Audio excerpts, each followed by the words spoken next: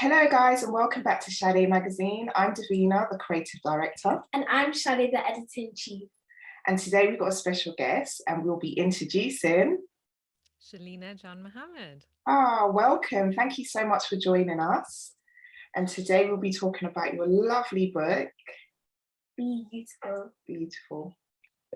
Thank you so much. So we'll get on with the questions. First one? The first one is, what was your inspiration behind creating BeYOUtiful? So I'm the mum of two girls, and when my older girl was about 5 years old, I was just sitting in my bedroom, or standing in my bedroom actually, looking in the mirror and commenting about how I looked in this dress that I used to wear when she was much littler. And I got told off by my daughter, to be honest. She said, "Mummy, you look beautiful whatever you wear." And I felt so proud of her because I really wanted her and all the girls and all the children that I know to have that sense of confidence.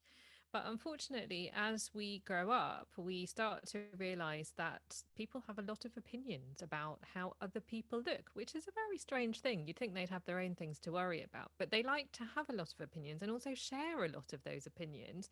And instead of helping us all to feel good about each other, sometimes people use those opinions in ways that can really leave a long impact on all of us as we grow up. And what I wanted to do was write a book that was full of fun, lots of joy, had loads of pictures and lots of really inspirational stories, was a bit funny. You can tell me later if I managed to pull off the humor or not.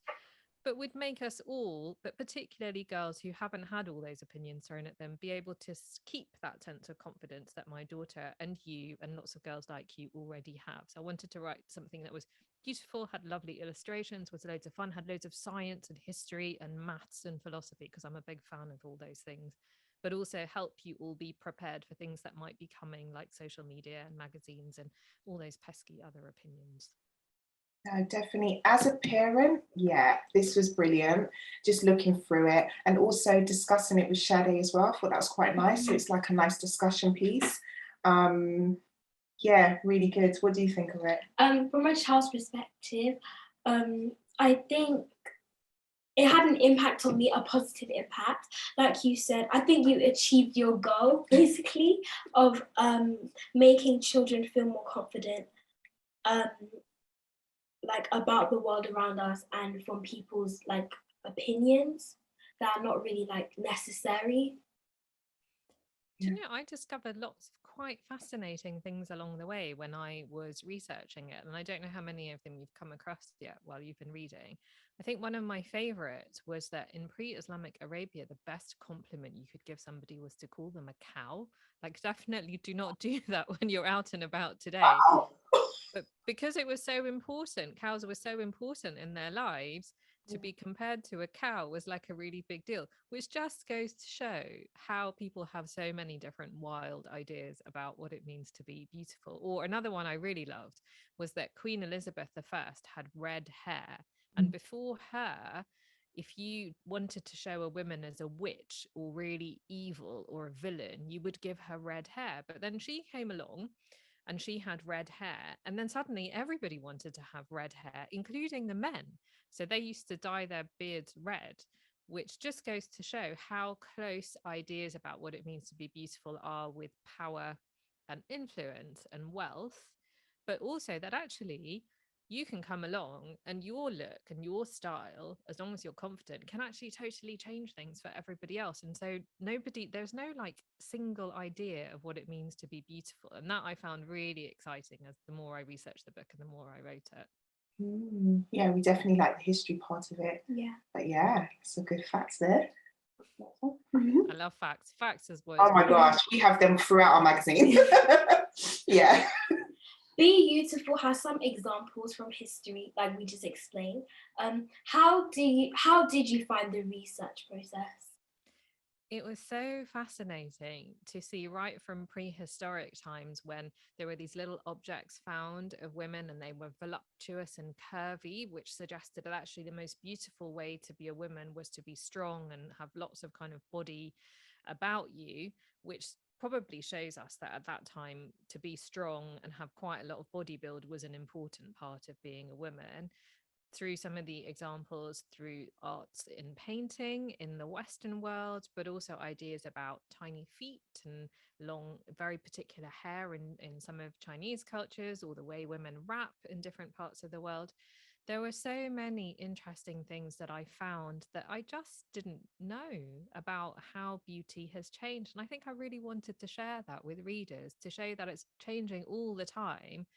It's even changing now. And one of the things that I would definitely encourage readers to do is say, talk to the grown-ups that are in your life, ask them about their haircuts, because I bet you there are some haircuts and also some fashion styles that they are busy regretting that they didn't want to do, which You're just already goes in my to head. yeah, I'm coming mine up. Which just goes to show that it's perfectly fine to try different things out and to experiment. And, you know, some people like to do that all the time, and some people find a look that works for them and they stick to it forever. And that's all fine. It's what you want to do with your body and your face and your hair, because that's the only place we've got in the world to express ourselves and to show what we're about and to try different things out. Yeah, definitely. Totally. I've got a few hairstyles when I was growing up. We'll keep those a secret. I think the main thing is, like, you just don't, you know, grown-ups aren't worried that, you know, some years ago they got a haircut and it went terribly wrong, or they wore some dress and they just think, why did I even buy that outfit? It just goes to show that it's okay if you try things out, and if they work and if they don't work, because that's the fun of trying to find the you in beautiful. Yeah, definitely. So next question is, what do you hope young readers will take away from this book? Well, the main thing that I really want readers to take away at the end of it all is how to decide for yourself what you want to be. And all those annoying opinions that I was talking about, it's okay if people share them with you. You don't have to pay attention to them. That's the really amazing thing. Like, I grew up and I got given all these opinions. And then I was like, actually, I don't need to listen to all of those things. Like, I can just trust my own instinct. And sometimes people mean well, and sometimes they don't mean well. But actually, it's the end of the day, it's how you want to express yourself. That's the most important thing. And what I wanted to do by showing all the different things across history, all the different things across all the different cultures, all the different kind of skin tones and hair types and body types we have, is to show actually the most beautiful thing about being beautiful is that there are so many different ways that we can be beautiful. And if you want to be part of being beautiful, finding your own way is the most important thing. And that is easier said than done. I do get it. Like, grown-ups as well, we sit there and we have days like the story I told you with my child, that we kind of like, oh, I don't know, I don't feel good today. And that's okay, because we all care about it. But at the end of the day, it's what you want to do, what you want to decide, and how you want to express yourself. And that's what I wanted readers to take away. Also, loads of really random fun facts, but that's Yeah, definitely. And these are the things that I tell you, isn't it? Yeah, yeah, definitely. Just be you and just enjoy the moment. I just told her this morning, enjoy being young as well, and embracing all the stuff that you enjoy. And yeah, well, enjoy being young, but also enjoy being old, enjoy being tall, enjoy being small, enjoy being wide, and enjoy being narrow. I'm not even sure those are words for people, but anyway, you know, just enjoy whatever you are, because everything has something about it that's beautiful. And one of the things I really want to encourage people to do, I've tried cutting some out, is like having what I call heart-shaped glasses. Have you got them? And so you put them you had on them when you was young. and you just Oh yeah.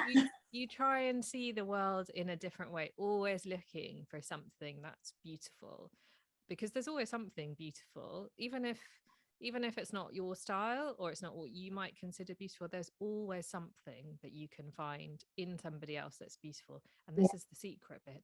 And if you can find it in somebody else, that means there's something beautiful in you too, and that's what you've got to find and you've got to celebrate. And that's like, as long as we share that with each other, you know, you can practice things like, I always try and look for something that's beautiful in a person I meet, because there's always something. It can be as much as just, I think you're completely stunning, or it could be you're wearing a really beautiful dress, or that color really suits you, or I like that lipstick, although you're probably a bit young to wear lipstick all the time right now. There's always something, and that means if you can find it about somebody else, try finding it about yourself too. You'll be amazed how it just changes your interaction with the world.